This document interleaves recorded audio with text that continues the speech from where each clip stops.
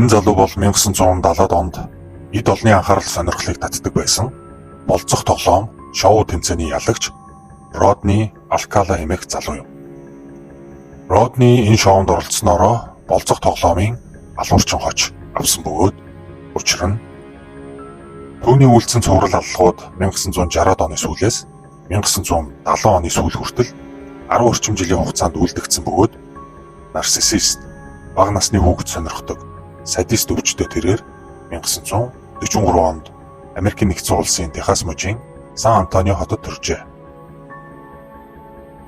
Бага байхад нь аав нь салж явснаас хойш ээж нь өөр хүнтэй хамтран амьдрах болж ээж эгч нарынхаа хамтаар Лос Анжелес хот руу нүүх гэх мэт байдлаар бага насаа өнгөрөөжээ. Ахлах сургуулаа төгсөөд удалгүй цэргийн албанд элсэж тэндээ бичиг хэргийн албанд ажиллаж байх үед нь цэргийн эмч нарын хараа хяналтанд өртөж бусдыг өвдгөж таашаал авах нийгмийн эсрэг сэтгцийн өвчтөй гэж онцлогдсон бараг хөөгдөж халагдсан байна. Гисэн хэдиж тэрээр тухайн жилдээ Лос Анжелесын нэг их сургуулийн уран зохиолын ангид илсэн орж төгсөж чадсан байдаг. Родни Алкала IQ-ийн 130-50 та байсан гэдэг нь тархины багтаанд сайн дээд сургууль төгсөж чадсан боловсралтай алуурчин байжээ.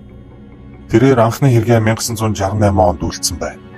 Ганцаараа явж байсан 8 настай Тали Шапиро гэх охиныг нэлээд ажиглаж байгаад ганцаараа явж байгааг нь бацтай мэдмэгцээ түүн дээр явж очин ээж аавынх нь танил мэтэр жүжиглэн авсан зургнуудаасаа үзүүлэх нэрээр хуурч охиныг машиндаа суулган өөрийн түр амьдарч байсан байр руугаа авч явдаг. Азар тэр хоёрыг зайнаас ажиглаж байсан нэгэн моциклтай залууд энэ бүхэн нэг л сэжигтэй санагдсан тул дагаж яваад аль байшинд орсныг нь мэдмэгцээ цагдаа дуудахаар явдаг. Тухайн үед одооных шиг гар утас зохион бүтээгдээгүй, холбоо харилцаа хангалттай хөгжөөгүй, хамгийн ойрхны утасны бүхийг олж цагдаа дуудлага өгөх. Цагдаа нь зөв байршлаа олж ирэх зэргээр баггүй цаг алдсан байх. Цагдаа нарыг ирэхэд Родни Алкала зүхтэж амжсан бөгөөд харамсалтай нь цагдаа нарыг шалаар урссан цус хувцсыг нь тастад тайлсан нүцгэн охины бие угтдаг. Яралтай түргэн тусламж ирж охиныг эмнэлэг авч явдаг бөгөөд азар охин амьд үлдэж чаддаг. Харгис хэрцгий Родни охиныг аимшигтайгаар зодож хүчнэдэн хүнд төмрөөр толгоороо цохиж маш хүнд гэмтээсэн байна. Санд минь зүхтсан Родниг цагдаа нар хинбэ гэдгийг нь байрандаа үлдээсэн үнэмлэхээр нь ядах юмгүй олж тогтоодог. Мөн уг байрнаас нь зөөнгүй охид бүсгүйчүүдийн зургнууд олсон байна. Ингээд цагдаа нар түүнийг эрен сурвалжилсан боловч олдохгүй байсан нь Родни нэрээ өөрчлөн Джон Боржер болгож солиод Нью-Йорк муж руу зүхтсан байсан байна. Түүний бага насны хүүхдэд үйлдсэн хэргийн харгис байдал болон баригдахгүй зүхтсан асуудлаас болж холбооны мөрдөх товчоо түүнийг хайж эхлэн муж даяар зургийг нь хэвлэж тараасны үр дүнд нэрээ өөрчилсөн Родниг 2 өсвөр насны охин таньж цагдаад мэдэгдэн баривчлуулсан байдаг. Ингээд Тали Шапиро охины хэрэгээр түүнийг яллахаар шүүх хурал эхэлсэн хэдий ч тохирогч охины талаас хэн ч ирсэнгүй. Учир нь охинд уг аимшигт хэрэг тохиолдсноос хойш тэдний гэр бүл ялангуяа охинд бий болоод сэтгэл зүйн арилшгүй хар тол үүсч өдөр тутмынх нь тайван амьдрал өөрчлөгдсөн тул анх ирсэн Мексик улс руугаа буцаж нүүцгээсэн байлаа. Ингээд тохирогч талаас хэн ч байхгүй, ямар нэгэн гэрч байхгүйг Родни овжин ашиглаж цагдаа холбооны мөрдөх товчооны ажилчдын зүтгэлийг талаар болгож 3 жилийн ял авчээ. Хэрв энэ л үед шүүх Родни Алкалад тохирох шудраг ялыг нь өгсөн бол цаашид зурал алга гарахгүй таслан зогсогдох байжээ. Ийм итгэмээргүй цөөхөн жилийн ялаа дуусгаад Родни Лос Анжелес хотын сонины газар үсэг өргөчөөр ажилд орсон байна. Ингээд тус сонины газрын үнэмлэхээ ашиглан өөрийгөө хүүхд залуучуудын зургаар дагнсан гэрэл зурагч эсвэл хувцас загварын шинэ модель гаргаж ирэхээр хайж байгаа мэрэгчлийн гэрэл зурагчин гэх мэт залжин халахвчаар хүмүүстэй танилцаж эхэлсэн байна. Мэдээж хэд хэдэн охид бүсгүйчүүд үүнд нь хууртан Роднитой хамгийн сүүлд уулзахаар явснаас хойш гэртээ эргэж ирээгүй гэдэг боловч Родниг яг таг буруутгах баталгаа олдохгүй байлаа. 1970-ад он бол Родни Алкалагийн бузар хүслээ гүйцэлдүүлэх хамгийн идэвхтэй үе байжээ.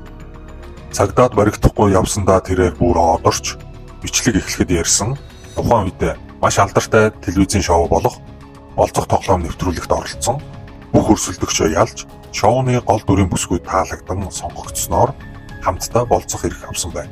And here they are.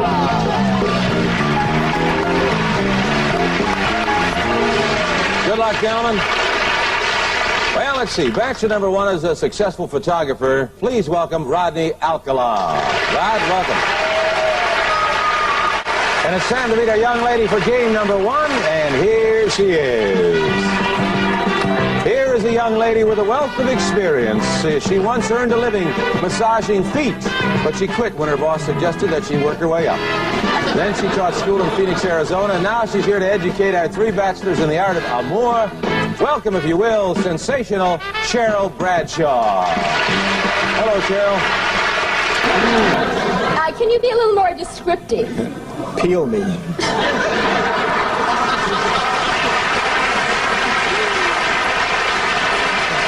We got some great dramatic presentations, some good answers, but now I'm going to ask you a question. Will that date be bachelor number one, bachelor number two, or bachelor number three? Who gets the dates? Well, I like bananas, so I'll take one. Number one, bachelor number one, all right. Well, there they go. Rodney Alcala. Rodney, come on and say hello. Congratulations, Rod. You did it with the one answer. Well, as far as I can see, Cheryl and Rodney, it looks like the two of you may be involved in... Роднийн утга уран зохиолын сургууль төгссөн, илтгэх, ярих чадвар сайн, IQ өндөртэй, царайлаг, загварлаг, өөрийн гэсэн донжтой, дээр нь жүжиглэх чадварт сайн суралцсан түүнийг гаднаас нь харсан ямар ч охид бүсгүйчүүд муу муухай зүйл бодлогүй татагддаг байсан нь хард заваан аимшигтай хүслээ биелүүлэхэд нь их хэрэг болдог байсан гэж үздэг. Болцох тоглоом шоуны дараа гол дүрийн бүсгүй Родни хоёр болцоонд явах ёстой байсан хэдий ч бүсгүй Родниг нэвтрүүлгийн тайзан дээрхээс шал өөр, нэг л эвгүй, хүйтэн сэтгэл төрүүлж байсан гэсэн шалтгаанаар өөрийн мэдрэмж совингоо дагаж Роднитой болцоонд яваагүй. Цаашид ч огт уулзаагүй түүний амнасыг аварсан зөв шийдвэр байлаа.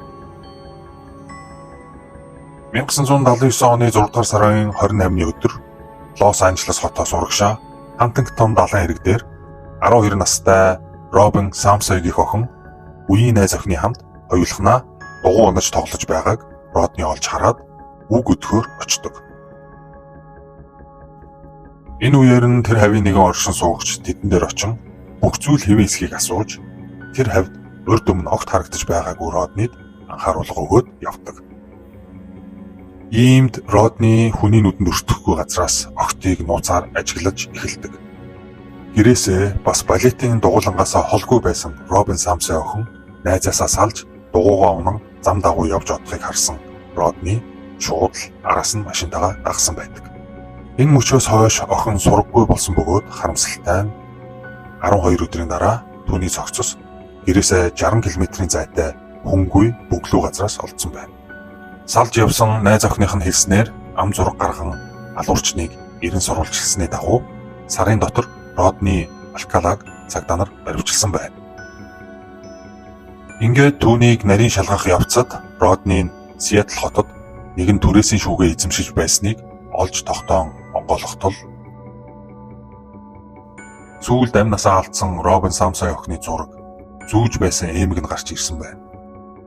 Тэрхүү цоочтой шүүгээнд ганц талигач охины зураг эмгээр тогтохгүй, санаанд багтамгүй 100 гаруй охид бүсгүйчүүд бас бага насны хөвгүүдийн янз бүрээр авсан зурагнууд тэдний хэрэглэж зүүж явсан бөгж, цаг, эмэг зүйлдээс эхлээд дотоож, тэрко, оймс, алчуур гэх мэт хувцснууд хүртэл гарч ирсэн байдаг. Энэ бүгдийг Родни барьж, хурж үзэн талигаачдыг хэрхэн хороож байснаа санан дурсаж таашаал авдаг байсан зүйлд байцаалтаар тодорхой болдог.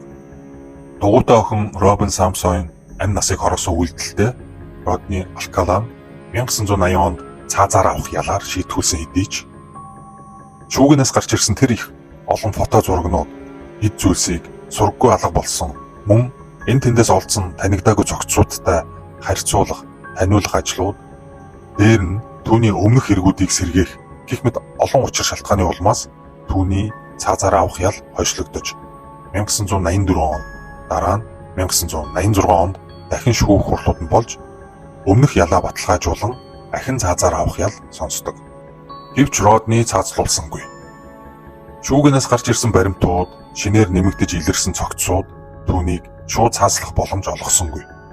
Бүгдийг нарийн тодорхой болгож Родни Алкала гэх энэ аимшигт мангас яг хэдэн охид бүсгүйчүүд бага насны хүүгүүдийг тамлан харгислаж хороосныг тогтоохын тулд цагдаа нарт хугацаа шаардлагатай байсан нь эсэргээрээ Роднид цаг хожих ашигтай байжээ гэж харагддаг. Ингэж сунжирсаар түүний шүүх хурлыг 2010 онд ахин товолдог. Энэ нь Родни анх цаазын ял авснаас хойш аль хэдийн 30 жилийн дараа гэсэн үг юм. Ийхүү 2010 онд түүний ахин нэг шүүх хурал болсон бөгөөд энэ үеэр аль хэдийн 67 настай болсон Родни шүүх, цагдаа, мөрдөгчдийн гайхшрал зэвүүцлийг хүргэж чадсан байдаг. Тэрээр өмгөөлөгч болон ямар нэгэн хууль эрх зүйн туслалцаа авалгүйгээр шүүх хуралд оролцож өөрийгөө өмгөөлж байсан бөгөөд энэ нь шүүхийн практикт тэр бүр гардаггүй маш ховор тохиолдол юм байна. Бүхэл бүтэн 5 цаг үргэлжилсэн хурлын туршид Родни байцаагч, гэрч, хохирогчдын дүрээр өөрөө өөртөөгөө ярьж, асуулт асууж, байцааж, хариулж байсан байдаг. Энэ үедээ бүр дуу хоолойгоо эрэгтэй, эмэгтэй дүр болгонд тааруулан өөрчилж байсан гэдэг. Шүүх хурлын хариу 2 өдрийн дараа гарсан бөгөөд Родни Алкалаг 12 настай Робин Самсой, 33 настай Шарлотте Лэм, 27 настай Жоржия Викст, 18 настай Жил Баркомб, 23 настай Корнелия Крили, 23 настай Эллен Ховер, 28 настай Кристин Торнтон, 21 настай Жил Парентью гэсэн 8 эмэгтэйг хэрцгийгээр зодож, хүнд гэмтээж, хүчиндэж, амь насыг нь хэрцгийгээр хөнөөж, дараа нь бие цогцтой нь ёс бус харьцсан, хэрэгэ нуун далдалсан, шүүх цагдаагаас зугтсан гэд маш олон гэмт өгүүлбэрүүдийг нийлүүлээд 1-р зэргийн хүн амны хэрэгээр дахин буюу 3 дахь удаага цаазаар авах ял оноодог. Ер нь Америкийн нэгдсэн улсад цаазаар авахулах ял сонссон хэрэгтнүүд дунджаар 95 сар буюу 7.9 жил ялын гүйцэтгэлээ хүлээдэг гэсэн статистик судалгаа байдаг юм билээ. Энэ жишгээр Родни Алкалагийн цаазын ялыг тэр дорн гүйцэтгэхгүй хүлээх горимд байх үед овжин алуурчин үүнийг ашиглан 1971 болон 1977 онуудад Нью-Йорк мужид 2 аллах үйлдсэн хэрэгээ 2013 онд задлж ил болгосноор тус мужийн шүүхээс давж заалдах эрхгүйгээр 2 удаа бүх насаараа хоригдох ял авдаг. Учир нь Нью-Йорк муж нь цаазын ялгүй 23 мужийн нэг юм байна. Ийм л зөв навш байжээ. Цагдаа нар Роднид тохирох цаазын ялыг нь ахин өгүүлэхээр шүүгээс олдсон 130 орчим зурагнаас нийтэд нээлттэй үзүүлж болох тал орчим зургийг нь ил болгож иргэдээс тусламж үүсгэхэд 21 эмэгтэй өөрсдийнхөө зургийг таньж цагдаа руу холбогдсон ба 6 гэр бүл сургаггүй алга болсон гишүүнээ таньж цагдаа руу ярьсан байдаг. Эдгээр сургаггүй алга болгочдын бие нь олдоогүй, гэрч байхгүй, нотлох баримт хангалтгүй байсны улмаас харамсалтай нь Роднид цаазын ял тулгах боломжгүй байжээ. Энэ аимшигт мангасыг доод тал нь 15-аас 20, магадгүй 50-аас 100 охид бүсгүйчүүд бага насны хүүгүүдийг хөнөөсөн байх магадлалтай гэж цагдаа нар үздэг юм билээ. Родни Алкала 2021 оны 7 дугаар сарын 24-нд 77 наснда шоронгийн эмнэлэгт байгалийн жамаараа амьсгал хураасан байна. Ийхүү 3 удаа цаазын ял авсан ч цаазлуулаагүй. Бүр үхэн хөлтлээ насаараа улсаар тижээлгсэн энэ алуурчинд арай л шудраг бус ял шийтгэл оноосон санагдлаа. Болцох тоглоомын алуурчин хочтой Родни Алкалагийн тухай товчхондоо юм байна. Түүний талаар мэдээлэл маш их байдаг юм билээ. Хэрв дэлгэрүүлж детальтай ярина гэвэл маш урт сунжирсан болох байх. Бас хамгийн гол нь дотор жигшил, зэвүүцэл зэрэг хүрээд бичлэг хийх хүсэл үүнээс цааш төрөхгүй юм билээ. За бодогдсон зүйл маань гэвэл энэ хүү түүхээс сургамж авч хэрв хэн нэгэн итгээд бага насны хүүхдийг хоргоож үг өдөн дагуулж явах гэж оролдохыг анзаарвал зүс царай, гадна хувцлалт, унаа тэргийг нь сайн тогтоож аваад цагдаад заавал бүртгүүлэх хэрэгтэй юм байна. Зүгээр ерөөсөө өнгөрөөж болохгүй юм байна шүү гэж бодогдсон. Бас охид бүсгүүчүүд минь хизээж битгий дөнгөж танилцсан хэн нэгэнтэй санал болгосон газар руу шууд битгий явж байгаарэ. Бурхны хэлж байсан ч татгалзаж байгаарэ. Сувгийг маань дэмжиж заавал subscribe дараарай. Лайк, шеэр хийхээ битгий мартаарай. Түр баяртай.